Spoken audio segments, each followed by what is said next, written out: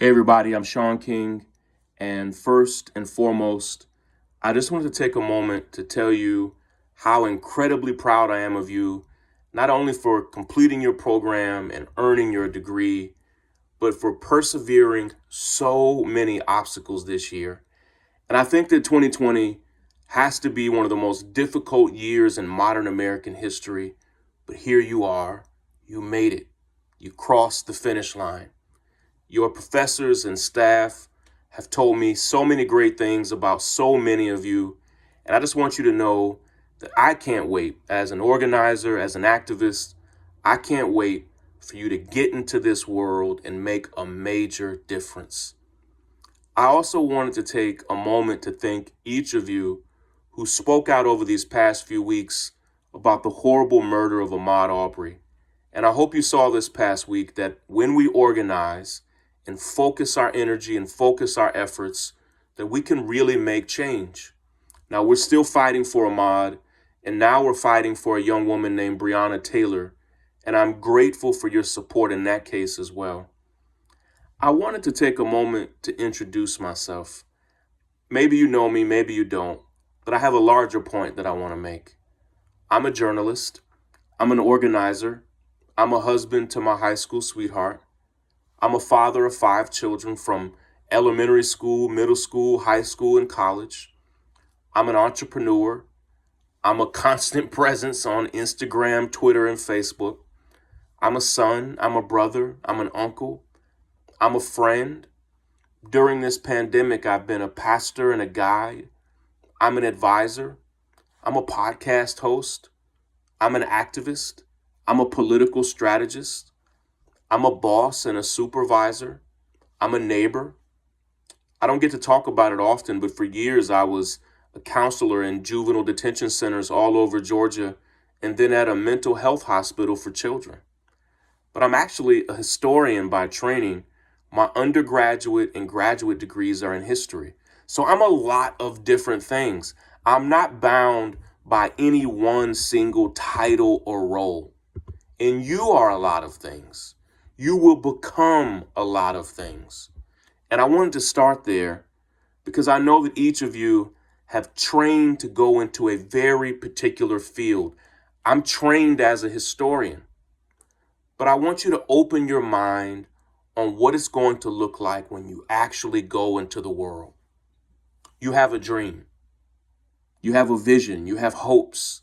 And I know that this pandemic, this strange, difficult moment of time that we're in, it causes all of us to wonder if our dreams are just going to be stuck there and stay dreams and hopes forever.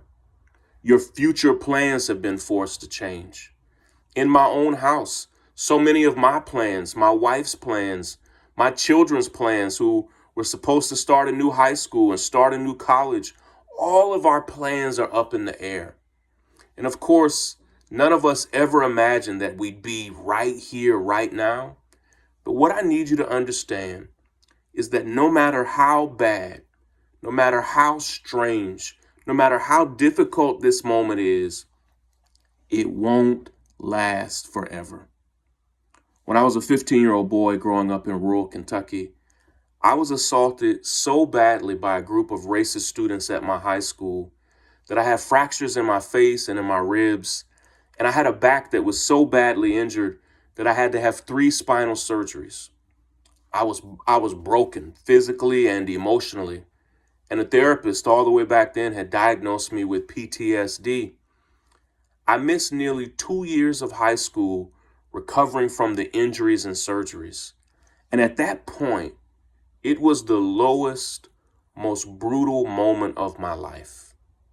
Of course, none of that was a part of the plan that I had for myself. And for a moment, I was so confused and perplexed about how I was going to be able to bounce back from it. Those injuries really changed my life. And I'm not glad that any of that bad stuff happened to me. It was awful. But had all of that never happened, I don't even know that you would know me right now. What was meant to destroy me burned into my heart a passion for justice. What was meant to ruin me caused me to care deeply about people who had been injured, physically or emotionally. In those low moments where I had to go through months of physical therapy and counseling just to be able to get back on my feet again, they ultimately shaped my character. We are so much more than the sum total of the bad things that have happened to us. Many of you who are listening right now and watching right now, you've endured unspeakable hardships. This pandemic is a hardship. It's changed your graduation. And of course, for many of you, it's impacted your family in profound ways. Maybe you've lost a loved one. Maybe you've lost a job, or somebody in your family has lost a job. Or maybe there was a job you had planned on getting and you're not sure if it's going to be there. What I need you to understand is that as hard as this moment is, it's just a phase.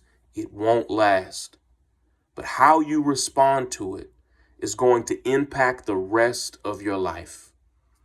Don't lose hope. Don't let go of your dreams.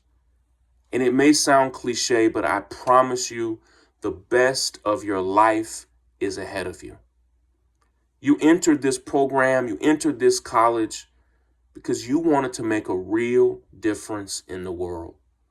And here's what I know. This world needs you now more than ever. To get this far, to get where you are today, you've pushed past so many obstacles and challenges. You are resilient. You are survivors. You are overcomers. But if you don't mind, I have just a few pieces of advice for you on how I hope you'll respond to this low moment that we're in.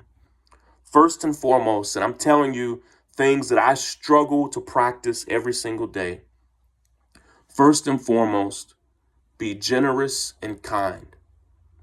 As hard as this moment is, as hard as your work is going to be, try your best every single day to be slow to anger, quick to forgive, and be determined to be a force for good. For me, that means that I volunteered to help families all over the country with their funerals. I spoke at an online funeral this weekend. It means that I volunteered to speak at graduations all over the country. That's how I ended up here right now. I have another graduation that I'm doing right after this one. But what does it mean for you to be a force for good? What it means for me is going to be so different than what it means for you. It doesn't have to be big, but I want you to grapple with the question, how can I make the world a better place today? Who can I help? Who can I stand up for? Who can I fight for? How can I tilt my skills, my knowledge, my degree, my life, my energy? How can I tilt those things toward good and do it every day? The second thing is this. Some people say, and I've heard it even in my own house this week, some people say, God laughs at our plans. And I understand why people say that, because life can be so hard and can interrupt all of our plans. But the second piece of advice that I have for you may fly in the face of that. It's to be strategic. Listen, all of your plans are not going to work. But let me tell you what I'm 100% sure won't work. Not having any plans or any strategy at all. It's always a bad idea. Wherever you want to go, whatever it is you want to do, it's going to require steps. It's going to require directions. It's going to require a strategy. It's going to require some real organizing of your life. It's going to require you to say no to so many risks and temptations. It's going to require you to be focused and intentional. I want you to be strategic. Now, I have so much more that I would love to tell you, but the last thing I want to leave you with is this. Dream bigger than the real limitations of this moment. I know this moment is hard. Dream bigger than the limitations of your bank account. Dream bigger than the stereotypes that people may have on your race or your gender or your orientation or your ethnicity or nationality or your zip code. Dream bigger than the pain of your past. Dream bigger than the devastation of this pandemic. Dream bigger. The world has a way of trying to squash your dreams down and convince you that it's not even worth having an imagination. But I implore you, I beg you, never stop dreaming. I believe in you. Your staff, your professors, your family believes in you. But in this moment, I need you. The world needs you to believe in yourself and pursue your dreams. Congratulations, students, again on your graduation. This world is counting on you to be a force for good, and we're all so very proud of you. Take care, everybody.